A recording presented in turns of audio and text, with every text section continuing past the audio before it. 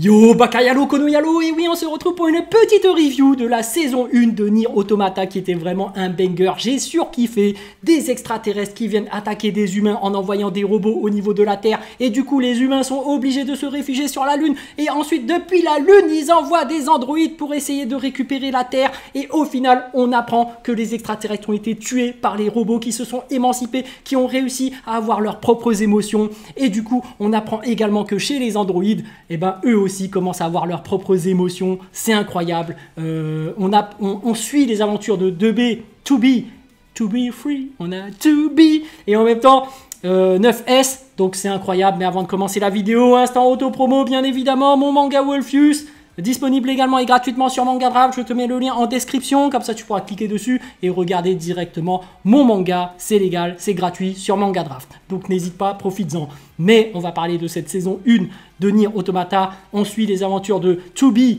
et 9S.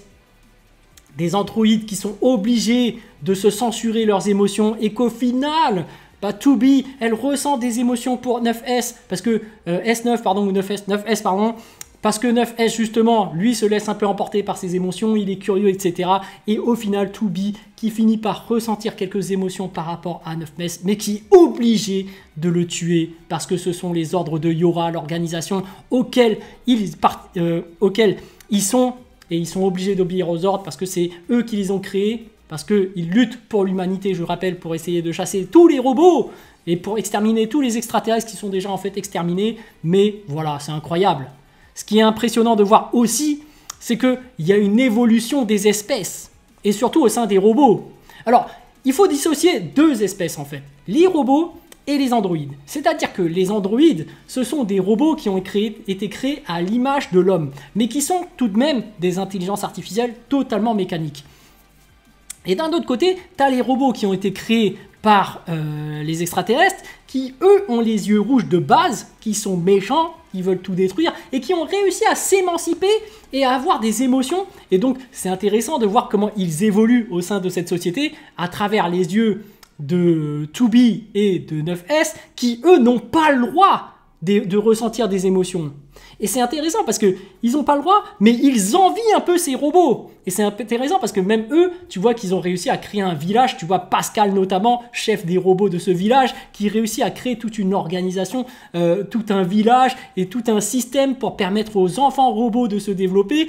Et tu vois même qu'au sein de ce village, tu vois qu'il y a des enfants qui commencent à avoir des émotions. Et forcément, tu as de l'amour, tu as de la joie. Et forcément, si tu as ça, tu as de la haine. Et du coup, tu as du harcèlement scolaire qu'il y a là-bas. Tu as vraiment tout ce qui suit les émotions.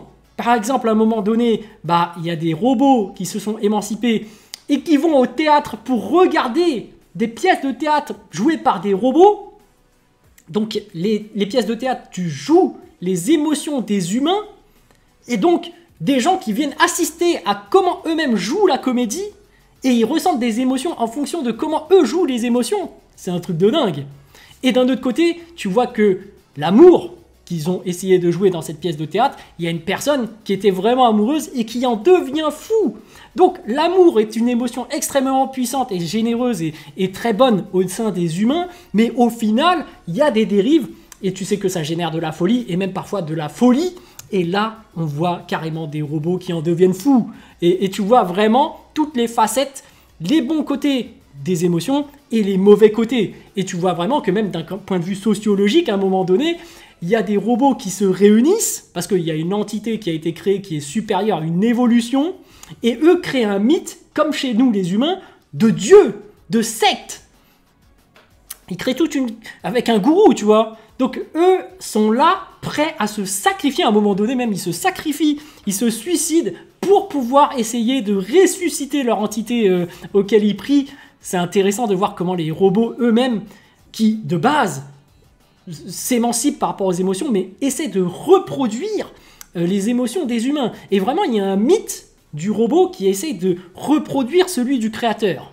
Donc le créateur, en l'occurrence de ces robots, c'est des humains. Et pourtant, ils évoluent. Et en évoluant, à un moment donné, ce qui est intéressant, c'est qu'on voit qu'il y a Adam et Ève, vraiment des entités ultimes de machines qui ont été créées, capables de se reproduire, plutôt capables de reproduire les fibres humaines. Donc ils ont carrément l'apparence des humains, sauf qu'ils sont beaucoup plus évolués. Ils arrivent à lire comme les humains, ils commencent à ressentir des émotions comme les humains, mais comme ils viennent de naître, ils essaient de comprendre comment ça se passe. Et ils se rendent compte qu'ils ne veulent pas rester seuls, parce qu'ils sont deux, Adam et Ève, et lorsque l'un d'entre eux, Adam, perd son frère, Ève, parce que c'est un mec, au final, il se rend compte à quel point il était important pour lui. Donc tu vois vraiment que l'amour pour son frère était extrêmement important. Lorsque tu l'as déjà, l'amour, tu l'as déjà acquis, tu ne t'en soucies pas, mais une fois que tu le perds, c'est à ce moment-là que tu te rends compte à quel point c'était important, à quel point cette personne tenait à toi. Et c'est ça aussi chez les humains. Parce que nous, par exemple, je prends un exemple simple, tes parents, tu les aimes, mais pourtant au quotidien, tu ne leur déclares pas ton amour, parce que tu te dis, c'est quelque chose de déjà acquis. Et pourtant, si jamais un jour tu les perds, et j'espère que ça n'arrivera pas, bien évidemment, et je sais que malheureusement ça arrive, donc RIP à ceux que ça c'est déjà arrivé, mais c'est à ce moment-là que tu te rends compte à quel point ils étaient importants pour toi. Et c'est pareil pour la santé d'ailleurs, parce que voilà, mais par rapport aux êtres chers, tu vois vraiment qu'il y a ce côté où nous, les humains, on n'aime pas être seuls, et on aime bien être avec des gens qu'on aime, avec qui on peut se confier, à qui on a confiance, et voilà. Donc c'est intéressant de voir que également chez les machines, c'est exactement la même chose, et qu'ils arrivent vraiment à reproduire l'identique. Et même à un moment donné, c'est marrant parce qu'il y a un robot qui va partir et finalement va faire la rencontre d'un autre robot et qui décide de se marier. Donc, et qui va présenter son autre robot aux autres robots. Donc vraiment, c'est très bien fait, c'est très émouvant. Et tu vois vraiment que les robots, pour moi, bon après c'est un animé évidemment, faut pas aller plus loin que ça, mais c'est vraiment comme des humains en fait. Moi je les considère vraiment comme nos égaux. Et c'est ça qui est vraiment extrême, c'est qu'au final, les humains qui étaient exilés sur la Lune, qui d'ailleurs sont morts, ont créé un programme pour récupérer la Terre, et au final, ce sont les androïdes, qui sont des machines finalement, des intelligences artificielles, qui sont programmés pour exécuter cette mission. Ils voient sur Terre qu'il y a des gens comme eux, des semblables, et pourtant qui ressentent des émotions, alors qu'eux-mêmes sont bridés à cause du système, et n'hésitent pas à les tuer. Et finalement, c'est eux finalement qui reproduisent les actes des extraterrestres qui avaient conquis la Terre. Et finalement, quand tu vois ces machines, ces androïdes plutôt, enfin, dès que tu regardes l'ensemble, tu te dis pourquoi il n'y a pas cette tolérance au sein même des machines. Et c'est un peu comme les humains au final. Tu as du racisme qui existe. Et chez eux, c'est un peu pareil. En fait, les androïdes qui ont été créés par les humains, ce sont des racistes. Ils détestent les robots, dû à leur mission de récupérer la Terre. Donc du coup, dès qu'ils en voient, ils cherchent même pas à comprendre et ils cherchent directement à les tuer. Alors que il y a des anciens androïdes qui n'appartiennent plus à l'organisation Yora, qui appartiennent à la rébellion. Donc au début, vu leur apparence, on pensait vraiment que c'était des humains, mais au final, ce sont tous des androïdes. Et ces androïdes ont fait le choix de s'allier aux robots et de faire alliance avec eux et de vivre ensemble, au final. Donc on a vraiment cette partie discrimination aussi qui existe au sein des androïdes, au sein des robots, et on voit vraiment que l'organisation Yora, c'est une grosse organisation d'extrême droite qui essaie de finalement, et c'est ça aussi le problème, c'est qu'en fait les créateurs de cette organisation ne sont plus, parce qu'il y a un conseil qui a été créé, mais on apprend qu'en fait ce conseil n'a pas été créé avant la création de l'organisation Yora, mais après, et en fait les humains n'existent plus, en fait ils sont tous morts, et c'est intéressant aussi de voir que les robots, et même les robots évolués, sont fascinés par les humains qu'ils considèrent comme un peu des dieux et essayent de reproduire leur comportement. Et ça, on peut se poser un problème, enfin plutôt une question par rapport à notre société actuelle, et je sais qu'il y a des religieux, des croyants qui vont mal le prendre, effectivement, donc c'est pour ça que je fais bien attention. Faites bien attention, il n'y a rien d'hostile, je dis juste que c'est une problématique que je pose, effectivement, c'est que dans Nier Automata, en fait, les machines vénèrent les humains comme des dieux, et au final, à travers l'évolution, en fait, ces robots sont devenus supérieurs aux humains. Et finalement, c'est eux qui ont survécu.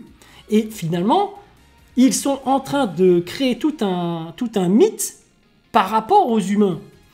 Et finalement, est-ce que nous, c'est pas un peu ce qu'on est en train de faire par rapport à Dieu? C'est-à-dire que ceux qui croient en Dieu, respect à eux, évidemment, peut-être qu'il existe vraiment. Mais est-ce que de par hasard, je pose ça là, ce serait pas un mythe qu'on est en train de se créer? Est-ce que nous, parce qu'il y a l'évolution, hein, on sait très bien qu'on a évolué par rapport aux singes, etc. Est-ce qu'on ne serait pas une entité supérieure à ceux qui nous ont créés? Parce que c'est ça, hein, finalement, les gens qui croient en Dieu, c'est qu'ils se disent qu'il y a une entité supérieure qui nous aurait créés, et de ce fait, on doit le vénérer à tout jamais. Mais au final, est-ce qu'on ne serait pas créé par des entités plus faibles, et du coup, on ne se représenterait pas l'évolution?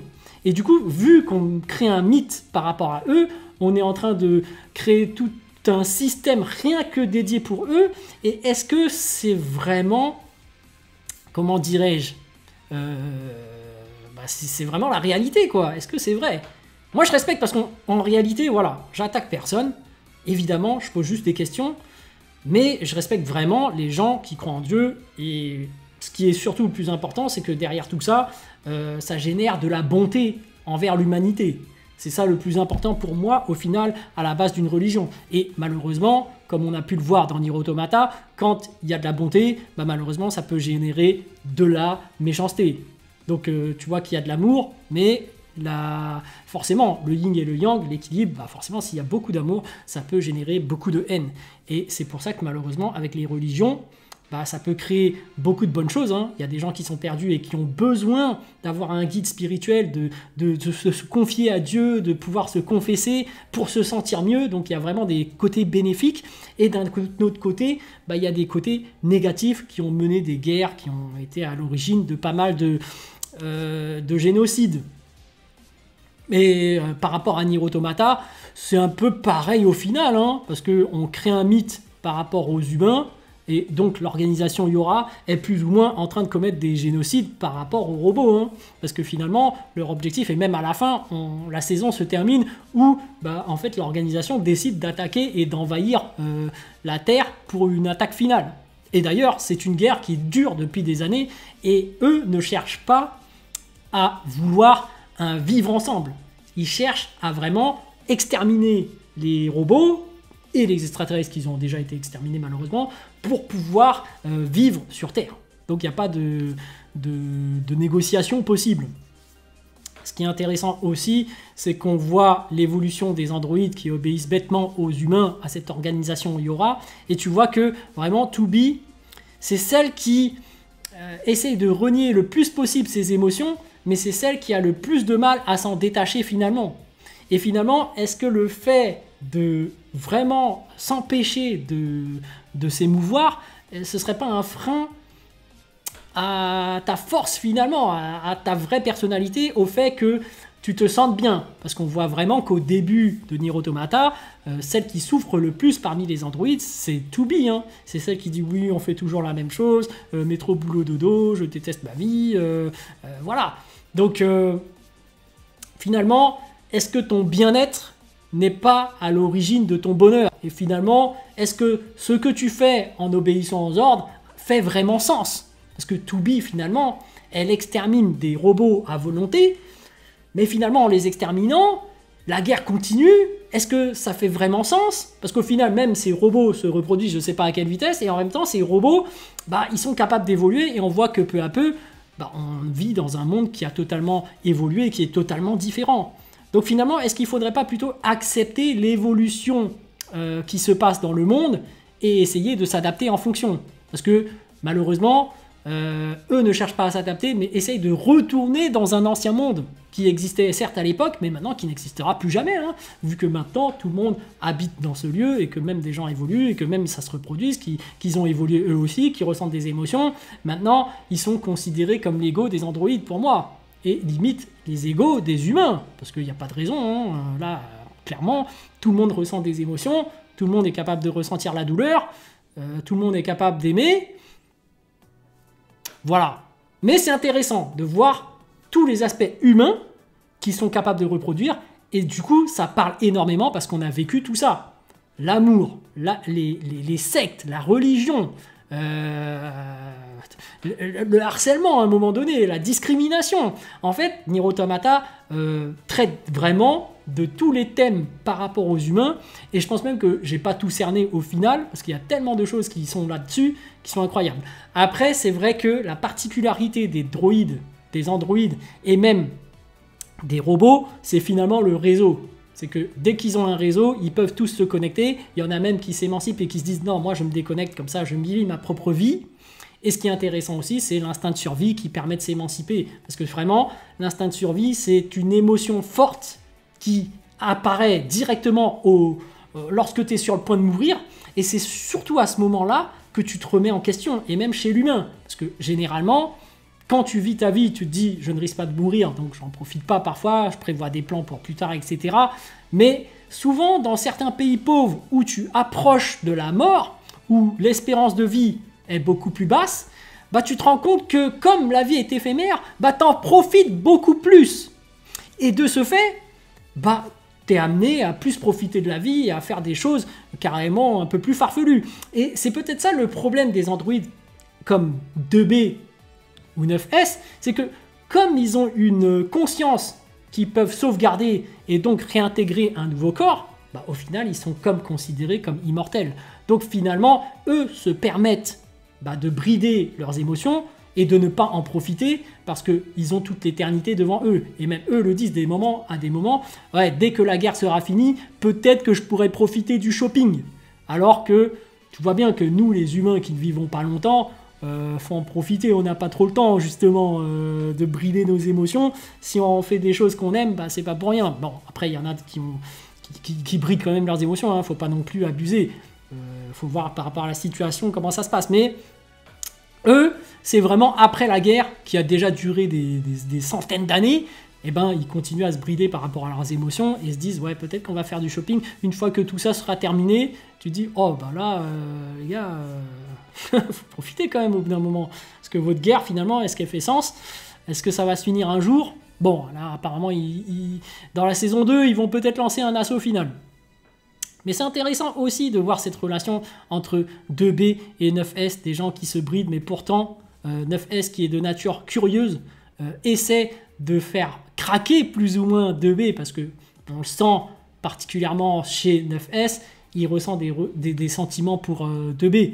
Donc tu sens qu'il est amoureux et d'un autre côté tu sens que 2B effectivement peut-être que c'est réciproque, peut-être qu'elle ressent aussi la même chose. Et c'est intéressant de voir comment peu à peu leur carapace se brise, mais en même temps, comme ils sont obligés d'obéir aux ordres, voilà. Bref, j'ai surkiffé, comme vous pouvez le voir, Nier Automata, surtout par rapport au côté social, par rapport au parallèle, par rapport à notre monde, par rapport aux humains. Et puis même l'évolution m'intéresse énormément, de voir comment les choses évoluent, parce que finalement, l'intelligence artificielle, c'est l'évolution des hommes pour moi, et on y entre très prochainement. Parce que les IA se développent énormément avec ChatGPT, tous ces trucs-là, mais ils sont encore loin d'égaler l'intelligence humaine. Mais peu à peu, tu sens que ça se développe. Surtout qu'ils ont quand même des avantages sur nous. C'est que déjà, ils sont connectés entre eux, et surtout, ils vivent plus longtemps. Comme on peut le voir, nous, la faiblesse des hommes, c'est qu'au bout de 100 ans...